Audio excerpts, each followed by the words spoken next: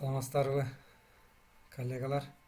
Бүгүн келбилге кантип лекциялык материалдарды жүктөйбүз, ошонун тартиби менен таанышып чыгалы. Google Chrome'ду иштетебиз. Мурдагыдай өзүбүздүн сайтка кирели, университеттин Нунукейджи.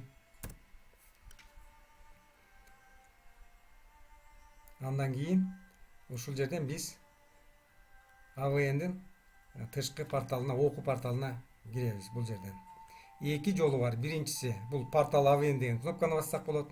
Экинчиси мына жерде турган баннерди бассак болот. Центр дистанционного обучения МНУ. Мен ушул кнопканы басып кирдим. Мына жерден биз азыр АВН окуу борборунун порталдын, то есть негизги менюларын көрүп турабыз. Азыр бизге мына жаңы ушул команданы коштук. Менюну бул жерден биз ошол келбилге лекцияларды жүктөөнү ишке ашырабыз. Эскертип кое турган нерсе, биз лекция болобу же болбосо тесттерди беребизби, кандай материал болбосун, аны ошол PDF форматында сактап туруп, ошол PDF форматында жүктөшүбүз керек. Дагы бир нерсе, сакталып аткан лекция, ошол лекция A5 барагында сакталганы бир топ жакшы болот экен. Себеби смартфонго чыккан материал ошол смартфондун экранына батып көрүнөт экен. Мен ошону текшерип карасам, мына ошол A5 форматы жакшы болот экен. Бул биз өзү обычно A4 форматында эле жазып атабыз лекцияларды. Сиздер ошону A5 форматына которуп койсоңор, бул бир топ көрүнүшүн студент үчүн аябай жакшы болот экен. Мен эми мына ушул жерден эле кнопканы басып, ушул келбилге маалымат лекцияны жүктөө үчүн ушул команданы иштетем. Өзүбүздүн паролду жазабыз, логинди, андан кийин пароль, войти кнопкасын бастык. Мына биз ошол лекцияларды жүктөй турган менюга кирдик. Биз могул менюну тандап алабыз бул жерден. Расписание и учет посещаемости деген. Мына среда күнү биздин ошол мугалимдин расписаниясы чыгат. Башка күндү бассаңыздар деле болот мынакей. Бирок сегодня не пятница деп атат. Окейди бассаңыздар, ошол пятница дагы тандалат. Вторник деп бассак деле. Мен муну эмнеге көрсөтүп атам? Биз ошол каалаган күнү каалаган расписанияга кирип туруп маалыматты, лекцияларды жайгаштыра беришибиз керек. Өзү студентке ошол сабак болгонго чейин биз ошол материалды жайгаштырып коюшубуз керек. Мен среданы тандап алдым.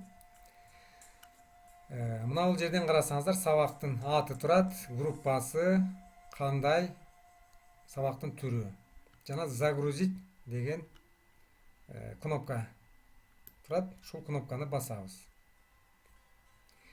Мына мен жүктөп койдум, буга чейин жүктөдүм. Лекция, биринчи лекция, экинчи лекция, темасы жазылбай калды. Мына көрүп атасыздар, ушу темаларын кошо жазсак, бул студентке информативдүү көбүрөөк маалымат кошумча берилет. Анан мынакей экинчи дагы лекцияга кошумча материалды коштум эле. Мен эми жаңы материалды кошуп баштайын. Ал үчүн добавить кнопкасын басабыз.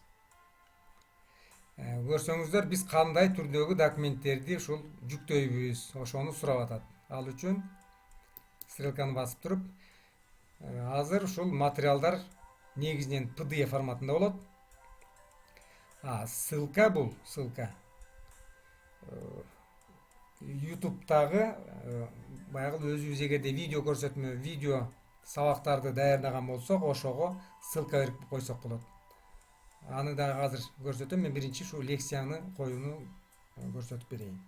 Мына мен материалы PDF-ти тандадым. Андан кийин мен могул жерге ошол азыр мен кошуп аткан материал эмне экендигин темасын жазып коеюн. Так, мен азыр ал үчүн өзүмдүн лекциялар сакталган папкама кирип, атын көрүп алайын. Мен азыр мына 3-чү лекцияны жүктөйүн. Вот. Общая оценка финансового состояния организации мен темасын көрүп алдым. Эми мен ошол өтөйүн дагы 3-чү лекция деп жазам. 3-чү лекция. Сиздер жазасыздар. Мен муну мурун жазган элем, ошон үчүн чыгып калды. Так. Анан мына жердеги лекцияларга ушу номер коюп койсоңуздар, студенттерге бир топ жеңил болот. Кайсы материалдан кийин кайсыны окуш керек, ошондуктан ушул нерсени сөз түрдө жазып кетсеңер лекция деп. Муну өзүңөрдүн баягы мурунку лекцияңардын катары менен адаштырбастан эле ошол башынан баштап 1-чи, 2-чи, 3-чү деп кете бериңиздер. Себеби студент ошол катары боюнча окуп даярданганы жакшы болот.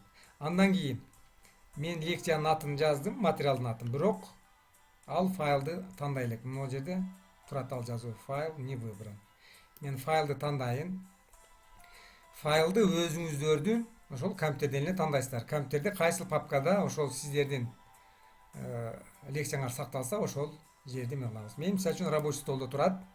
Рассылка АВН портал деген папканын ичинде.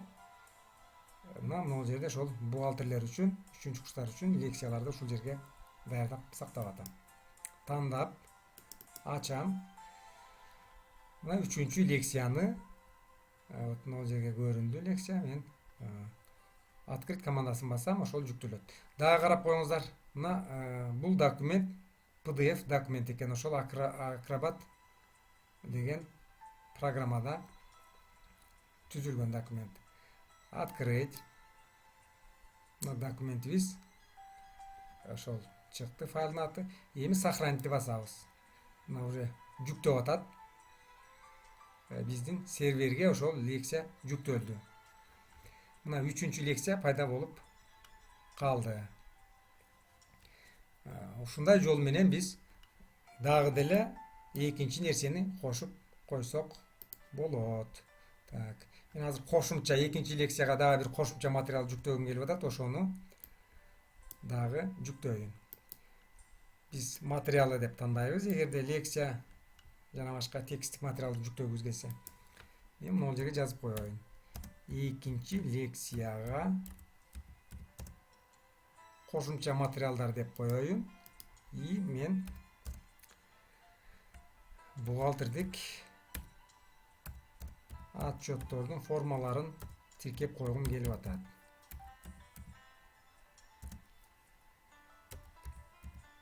Формалары номер 1-ден 4-кө чейин. Эми дагы эле файл тандайм. Вот мына жерде все формы бухгалтерской отчетности деген файлды мен дагы жүктөйм. Сохранитти басканда ошол биз тандаган материал серверге жүктөлүп баштайт. Мына жүктөлдү. Мына карасаңыздар, 1-чи лекция, 2-чи лекция, 2-чи лекцияга кошумча материалдар. Мына жүктөлгөн файлдын аты бул жерде турат. 3-чү лекция и 2-чи лекцияга дагы кошумча материалдар жүктөлдү.